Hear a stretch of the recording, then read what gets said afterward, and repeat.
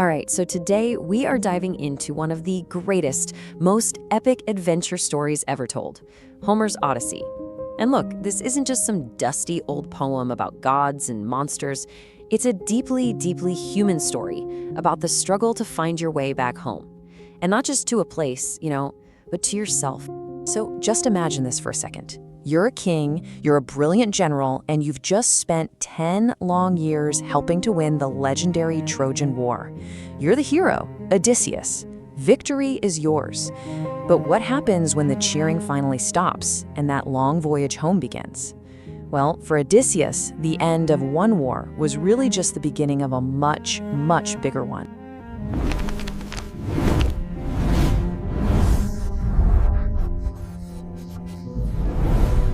So Act 1, A Kingdom in Chaos. See, our story doesn't kick off on some epic battlefield.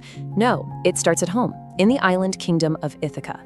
But here's the thing, after 20 years away, 10 at war and another 10 lost at sea, the home Odysseus is fighting so hard to get back to is on the very brink of collapse.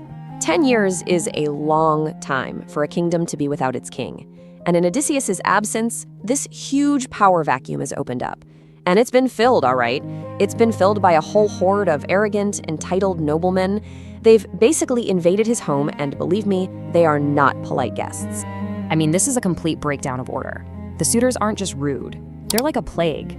They are literally eating Odysseus's kingdom from the inside out, feasting on his livestock, draining his wine cellars, and trying to force his loyal wife, Penelope, to just give up, declare him dead, and marry one of them.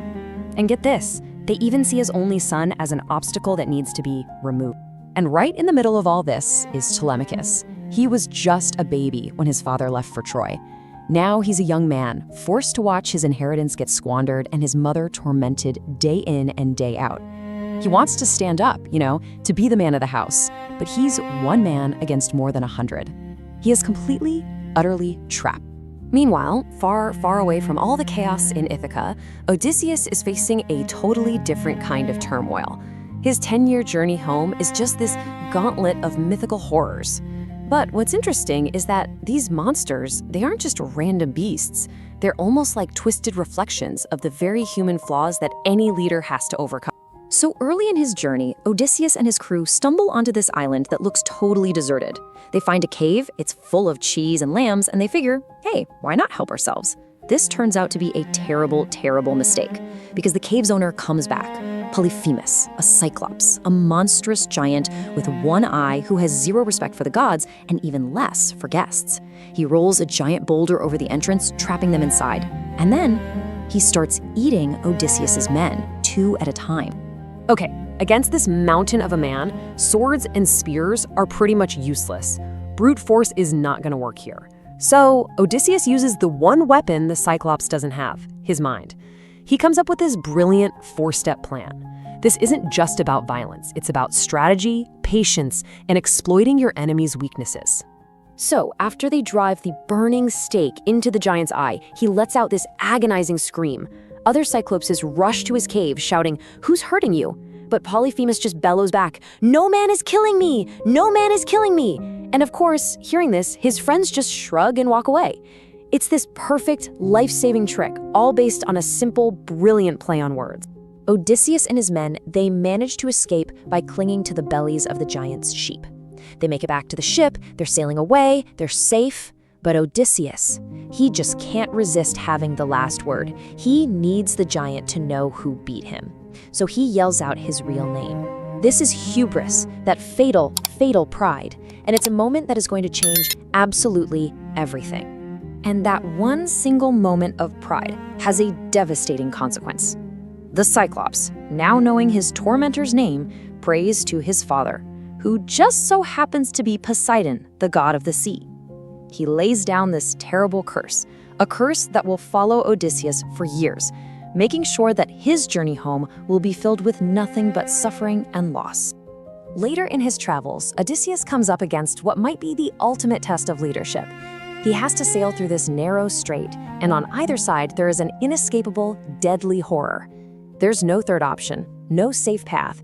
It's just a choice between 2 terrible ways to lose. On one side, you've got Scylla, She's this monster with 6 heads, and each head will snatch a sailor right off the deck of any ship that passes. It's a guaranteed loss of 6 of your crew.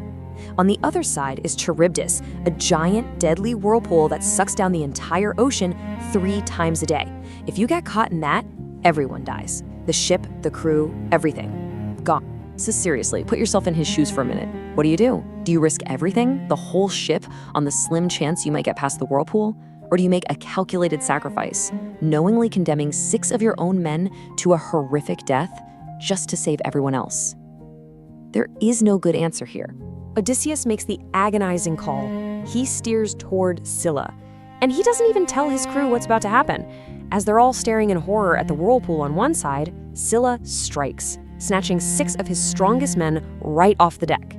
He says he could hear them screaming his name as they were dragged away, and that it was the most sickening thing he saw on his entire journey. It's just a brutal lesson. Sometimes leadership isn't about winning, it's about choosing the least devastating way to lose. Okay, Act 3, The Beggar at the Gate. After years and years of trials, after losing every last man and every single ship, Odysseus finally makes it back to Ithaca, alone. But he doesn't come back as a triumphant king. Nope, the goddess Athena disguises him as a weak, filthy, old beggar so he can see the true state of his kingdom before he reveals who he really is. Can you even imagine the pain and the rage of that? To finally be home after 20 years, but to have to stand by, totally unrecognizable, and watch these awful men try to steal your wife, your kingdom, your son's entire future? He gets insulted, he's mocked, he even gets hit by the very men feasting at his own table. It's the ultimate test of his patience and his resolve. His wife, Penelope, who is just as clever and has been faithful this whole time, she comes up with one final challenge to stall the suitors. She brings out Odysseus's enormous bow, a weapon so powerful that only he has ever been able to string it. And she declares she'll marry whichever suitor can string the bow and shoot an arrow clean through the heads of 12 axes all lined up in a row. So, the strongest, proudest men in the kingdom, they all take their turns, they try to warm the bow, they grease it, they strain with every muscle they have, and one by one, they are completely humiliated. Not a single one of them can even bend the bow enough to get the string on, proving they are in no way fit to stand in the king's shoes. And then, the old beggar, sitting over in the corner, quietly asks if maybe he could have a try. Well, the suitors just erupt in laughter and fury. How dare this filthy vagrant even touch the king's weapon? They threaten him, they tell him to know his place. But his son Telemachus, sensing a plan is finally in motion, insists the beggar be given his chance. And in a moment of just stunning silence, the beggar takes the bow. He handles it with the kind of ease an expert has, like he's reuniting with an old friend.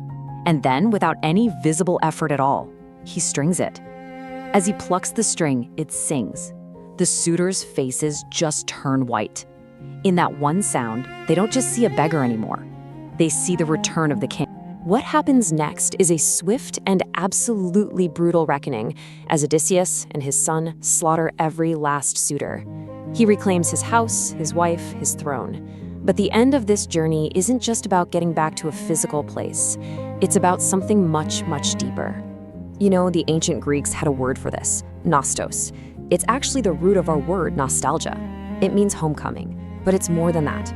It's this painful journey to reclaim who you are after trauma and loss have stripped everything else away.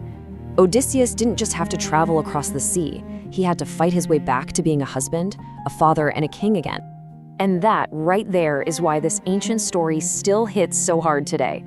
We all have our own Odysseys, right?